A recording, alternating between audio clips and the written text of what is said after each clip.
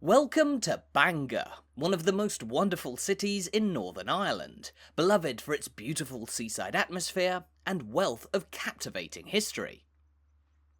Located just under 15 miles along the coast of Belfast Lough from the Northern Irish capital, Bangor is home to more than 1,400 years of fascinating heritage. And on this walk around the city, we're going to dive headfirst into all of that and more, as we stroll alongside the city's bustling marina, inspect the remains of the ancient monastery known as Bangor Abbey, uncover the secrets of the city's lengthy main street, and explore the beautiful grounds of the elegant Bangor Castle. All of that is to come over the next half hour as we explore Bangor in detail. But as we begin our walk overlooking the glistening waters of Belfast Lough on this spectacularly sunny morning, we find ourselves beside one of the most famous pieces of Bangor's waterfront, the Long Hole. Lined with colourful seafront houses, before the building of the modern marina, the Long Hole here was once an important haven for boats docked in Bangor, and it was created simply as a side effect of the natural seafront stone here being extracted by local developers, either for the construction of the walls around Bangor Castle Estate, or to build an early breakwater across Bangor Bay, a breakwater that would have been a predecessor to the modern Eisenhower Pier, which juts out into Bangor Bay and provides protection for the harbour against the waves of the Belfast Lough.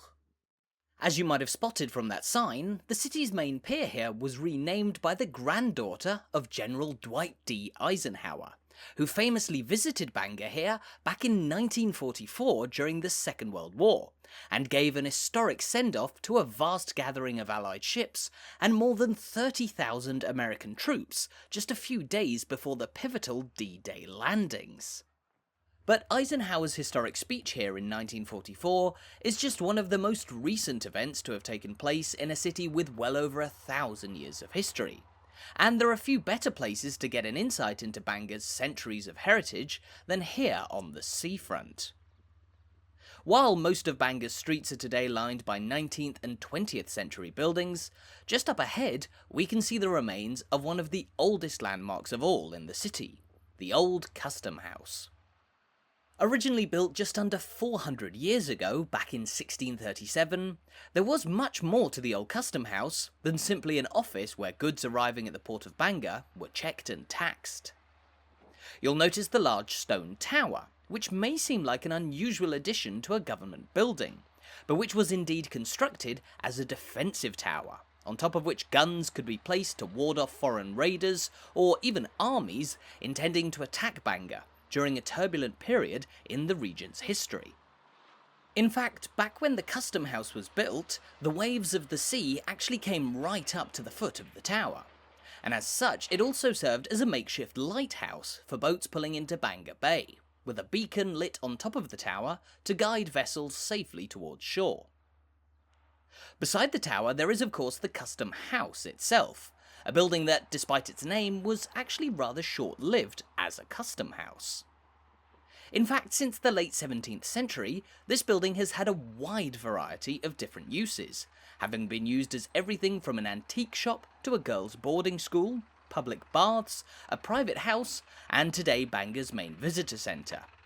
And through all that time, Bangor's Old Custom House has come to be the oldest building in continual public use in all of Northern Ireland, with few other landmarks of similar age or design to be found anywhere else nearby. There are plenty more slightly younger historic landmarks to be found along Bangor's seafront, however, not least the many reminders of this city's heyday as one of Ulster's most popular seaside resorts. The grey building just along the road, now a bar, was once upon a time the Victorian-era Abercorn Hotel, while the large pink building here was the Old Royal Hotel, which originally opened its doors all the way back in 1773. And although the current building is actually a rebuild dating to 1932, it provided a famous place to stay for visitors to Bangor for more than 240 years, before sadly shutting its doors just recently in 2014.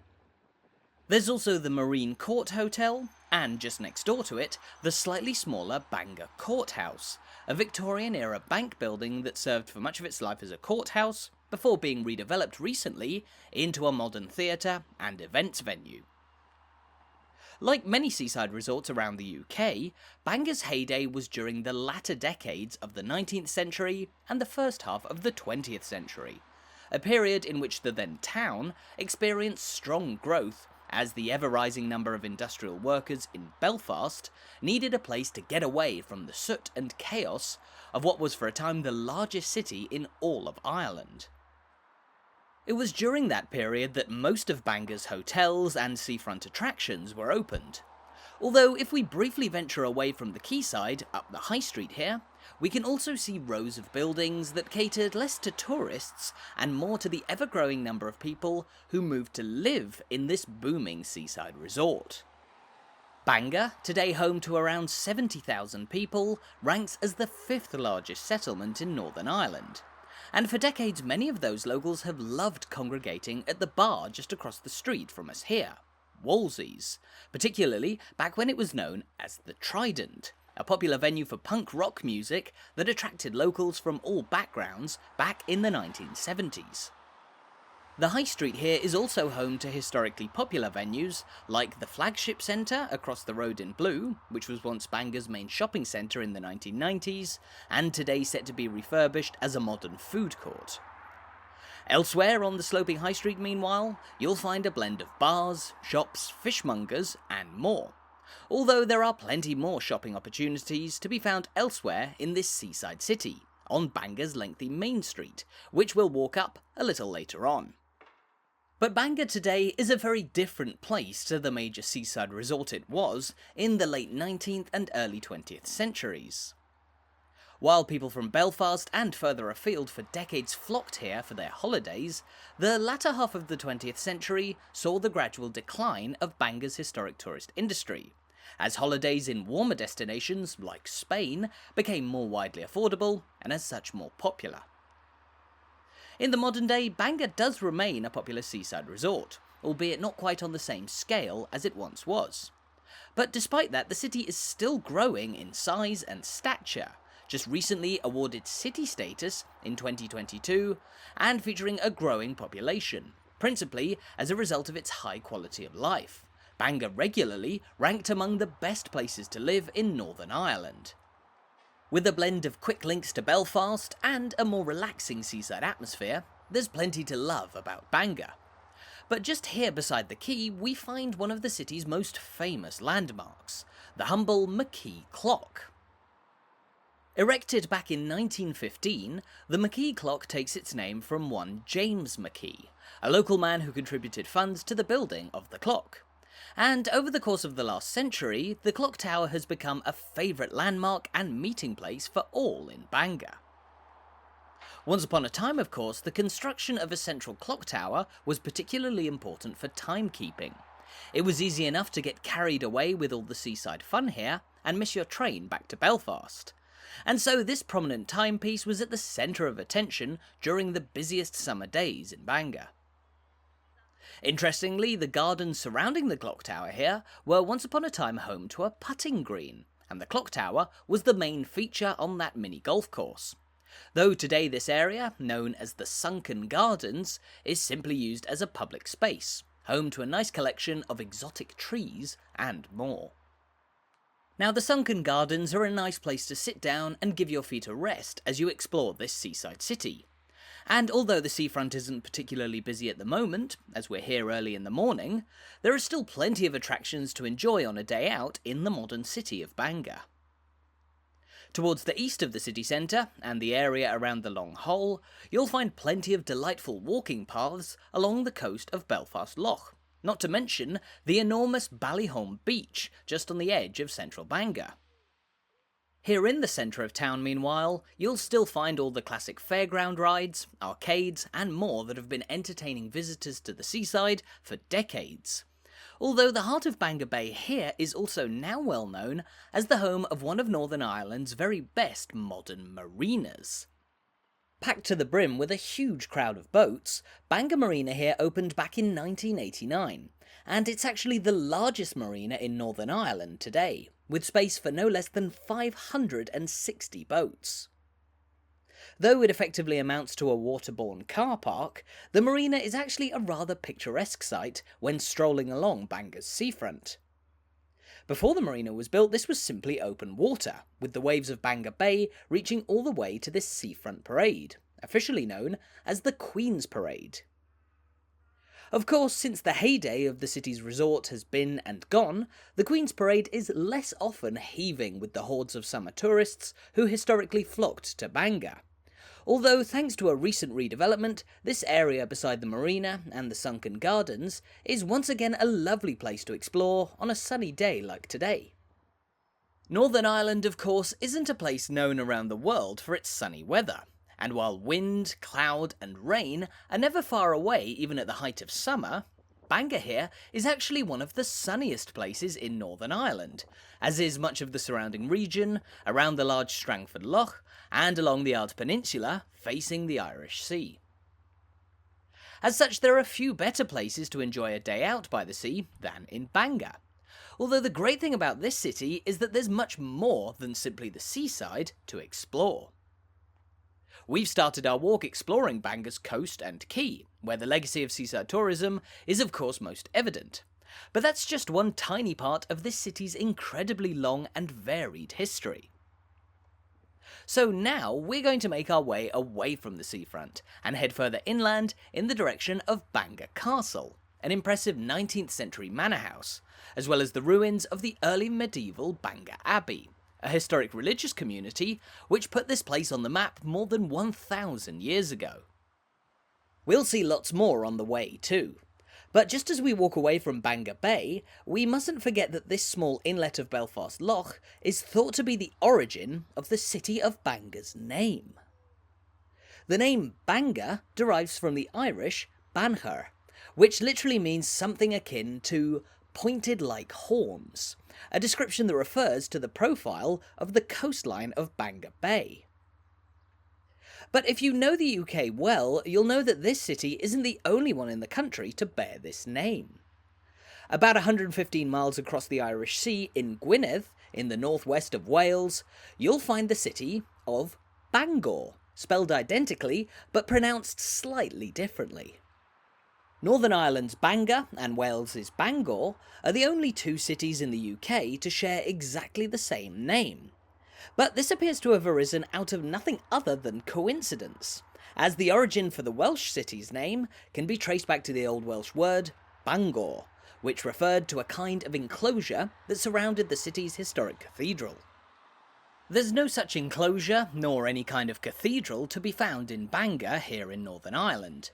Though just here on the junction of the Queen's Parade and Main Street, there stands a large coffee house housed in a grand building of 1895, which was once upon a time home to the large Shakespeare Hotel, one of the main pubs in Bangor. The Shakespeare Hotel was followed by a series of different pubs before the modern coffee house opened its doors.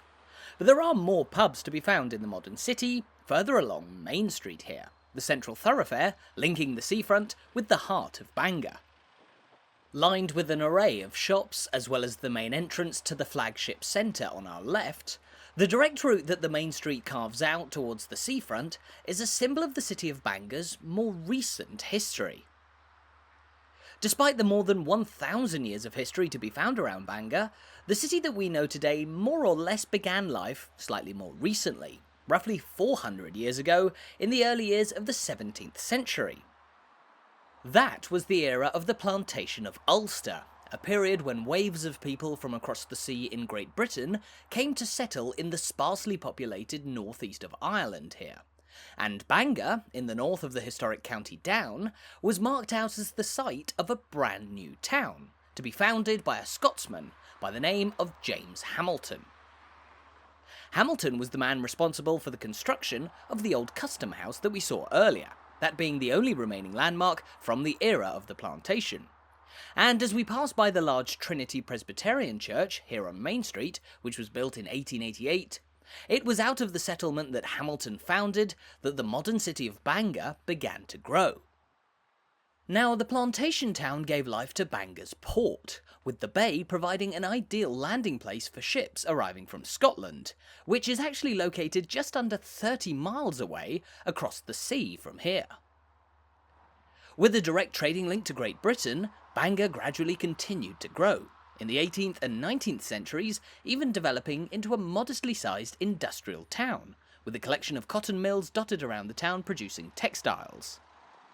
But unfortunately, Bangor's textile industry was never quite as successful as the major centres of production in the likes of Belfast and Lisburn. And in fact, the cotton mills here suffered a series of rather devastating fires in the mid-19th century that actually led many to close, despite this being the height of textile production. The declining fortunes of industrial-era Bangor were only brought to a halt in the 1860s, when the railways arrived into town, providing the perfect route in for masses of visitors from all over the region. We already know of all the benefits that development brought to the town. But as we stand in front of a historic branch of the Ulster Bank here, that was opened back in 1920, we find ourselves on an important spot on Main Street, because just beside the bank there stands the oldest building of all on this central thoroughfare. Originally built all the way back in the year 1780, this is the old market house, and while it began life as a venue for local markets, in the 19th century it was converted into a local courthouse and then a school, before it later became Bangor's Grand Town Hall in 1933. The town hall later moved away to the even grander Bangor Castle, and the old market house here became a bank. But despite that bank having now closed down, this historic local landmark is still standing in the heart of Bangor, serving as an impressive reminder of the modern city's past.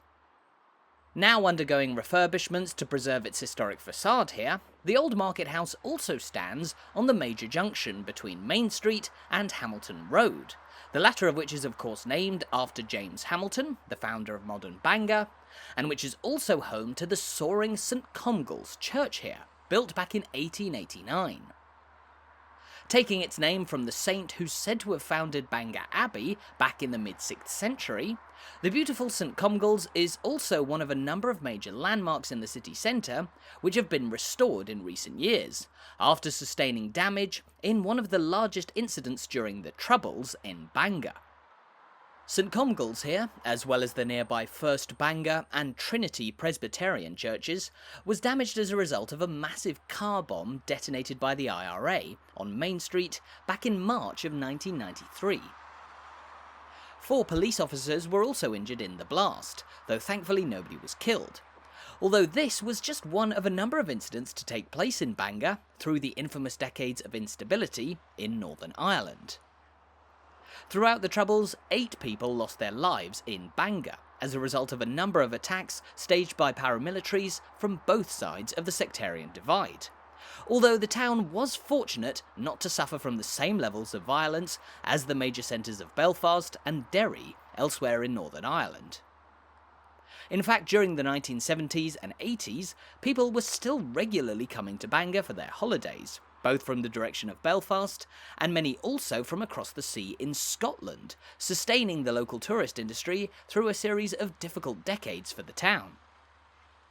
Much like the decline of industry in the mid-19th century, the gradual decline of tourism here in the 20th century had the potential to spell disaster for Bangor's fortunes. Though, as we mentioned earlier, this city is today ranked among the best places to live in Northern Ireland. But why? Well, not only is the city home to some lovely seaside views and some of the sunniest weather in Northern Ireland, in recent years Bangor has also asserted itself as an ideal place for people to live and commute to work in Belfast. The railway line, which has historically brought in so many tourists, today provides a perfect link for commuters travelling to work in the big city of Belfast. A trip to Lanyon Place station in the capital takes just over half an hour. Bangor, however, is generally a more affordable place to live than Belfast, and as a result, the city has in the 21st century become somewhat of a dormitory town for the capital, people living and sleeping here, but travelling to work in Belfast. All of this eventually helped Bangor to be named as Northern Ireland's 6th and newest city, being granted city status on the occasion of Queen Elizabeth II's Platinum Jubilee in 2022. And as you can imagine, that's quickly become a point of pride for the many Bangorian locals who live here. Speaking of the people of Bangor, the modern city's demographics lean largely Protestant and Unionist, the history of Scottish settlement in the 17th century still leaving a legacy today, most notably in the large number of Protestant and particularly Presbyterian churches that you'll find in the heart of the city. Here we encounter the beautiful First Bangor Presbyterian Church, a spectacular local landmark which was originally built nearly 200 years ago in 1831. The church's soaring steeple was added to the building shortly afterwards in 1881, though, as the church's name suggests, this place of worship is home to the very first Presbyterian congregation in Bangor. Presbyterianism in Bangor can of course trace its origins back to the earliest days of the plantation of Ulster, with communities of Scottish worshippers bringing the religion to this area of Ireland. The very first Presbyterian church here was built back in 1660 on what is now Victoria Road, in the heart of Old Bangor, near to the Long Hole, where we started our walk. Although as development reshaped the town and the local population grew, that historic congregation eventually moved to the grand 19th century church that stands here on Main Street. There are plenty more historic churches to be found all over the modern city, of course, with at least a dozen places of worship belonging to a number of Christian denominations located in the heart of Bangor, though we're only going to have time to visit one more at the end of our walk, at Bangor Abbey, a little further inland. There's plenty more to see as we continue venturing deeper into the heart of Bangor, although just across the road here, we spot one of the city's more modern landmarks, in the form of the huge post office. It might not seem like anything particularly exciting at first glance, but Bangor's post office is actually rather unusual, as it was opened back in 1936, during the infamously short 10-month reign of King Edward VIII. And as such, the post office here is one of just a few around the country that bear the cipher of the UK's shortest reigning monarch of all. Significantly, the post office also marks the top of Main Street, and while we can now look back down the city's central road that we've walked along from the seafront, yet further inland from this point, you'll find an array of major landmarks, Bangor's modern railway station just a few feet away from us here, and a short distance across the road from it, the historic Bangor Castle. So from here at the top of Main Street, let's quickly cut towards the beautiful grounds of the city's historic castle, situated on a hill overlooking the rest of Bangor. With a nice view looking towards the city centre, and with the other side of Belfast Lough just visible in the far distance beyond, this small hill was historically one of the main sites of settlement in the medieval era Bangor Abbey. However, after the historic abbey fell into neglect, this prominent site was taken over by the founder of modern Bangor, James Hamilton, who constructed a large mansion here around the year 1611. That mansion, however, isn't the building that we see today, as it was later replaced by the modern Bangor Castle, which was built back in 1852. Now, despite its name, Bangor Castle here isn't a castle in the traditional sense. In fact, it began life more as a manor house for a man named Robert Edward Ward, who in the mid-19th century was serving as the High Sheriff of County Down. Complete with 35 rooms, a huge hall for musical performances, and styled on the outside to look like an imposing Elizabethan, Jacobean-era mansion, Ward's Manor House remains one of the most impressive landmarks in Bangor, though nobody lives inside it today. In fact, in 1941, the historic mansion was taken over by the local council, becoming Bangor's Grand Town Hall, and that's a function that the building retains to this day. However, there's more to Bangor Castle in the modern day than just that, as the castle's exquisite grounds here are now open to the public, as is the historic walled garden just on the other side of the building, which was laid out in the 1840s for the Ward family. In the castle's old stables, meanwhile, you'll now find the North Down Museum, a captivating local museum which details the lengthy history of not just Bangor, but the whole of northern County Down, home to a variety of relics that date back to as long ago as the establishment of the medieval Bangor Abbey, and even before. But even outside the museum, there's so much history to be found in this part of Bangor. The sprawling grounds that once belonged to the inhabitants of Bangor Castle, now converted into the immense Castle Park, a vast and undulating green space that's a delight to explore. Castle Park is so big that we certainly won't have time to explore it all today. But just on the other side of the park, you will find the remains of Bangor Abbey, the historic medieval monastery which began the story of this riveting city more than 1400 years ago. So, having skipped through to the other side of the park, here we find the ruins of Bangor Abbey, which was originally founded by St Comgall all the way back in the year 558 AD. Now, the remains we're looking at here aren't quite that old. In fact, this wall is a relative spring chicken at around 800 years old. It's known as Malachy's Wall, and it was constructed during a time when the historic abbey underwent a period of revival under the leadership of the Saint Malachy. Somehow having survived through the centuries and the redevelopment of the area by James Hamilton in the plantation of Ulster, this wall is the most prominent remaining feature of the historic abbey. But once upon a time, the monastery covered a much larger area, as it was one of the largest and most important theological centres in all of Ireland. The abbey was so large, in fact, that in the early 7th century, when it was led by its founder St Comgall, there were more than 3,000 monks living and studying here, a huge number for the era. Despite this significance, the story of Bangor Abbey over its nearly 1,000 years of existence was quite the rollercoaster. In the early years in the 6th and 7th centuries, the abbey was revered not just across Ireland, but the whole of Europe as well.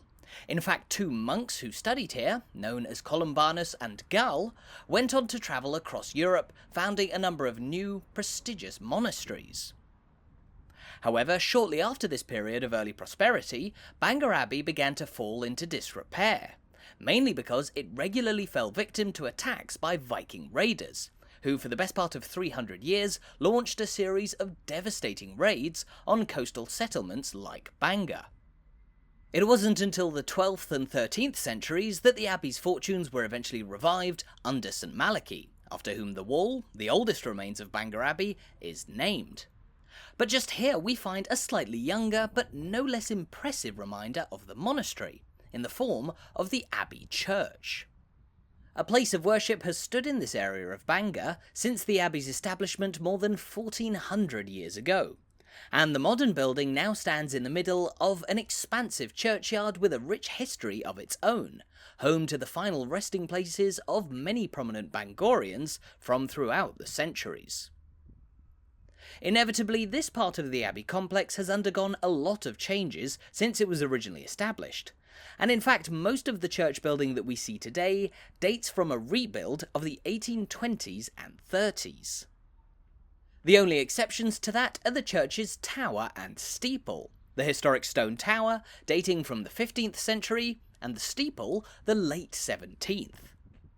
Both stand proudly over this beautiful corner of Bangor. And while there are few other remains of the abbey to be found walking through the streets and grounds of the surrounding area, you can find a few relics from the old monastery inside the North Down Museum at Bangor Castle, as well as a 10th century sundial which stands in the grounds of the modern town hall. But speaking of relics, just outside the historic church there stands a huge monument dedicated to one of the oldest relics in the history of this city.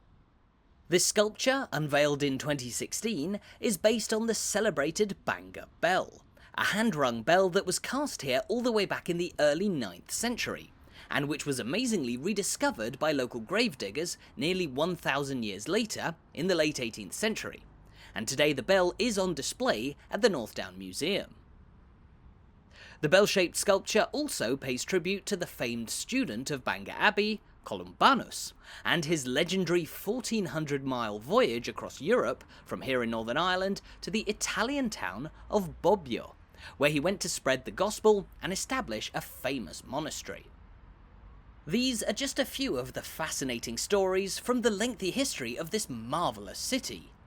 But having walked all the way from the seafront, it's here at Bangor Abbey that we've sadly reached the end of our walk around Bangor. Thank you so much for watching this video. I really hope you enjoyed it, and I hope you're looking forward to making a visit to Bangor for yourself sometime soon.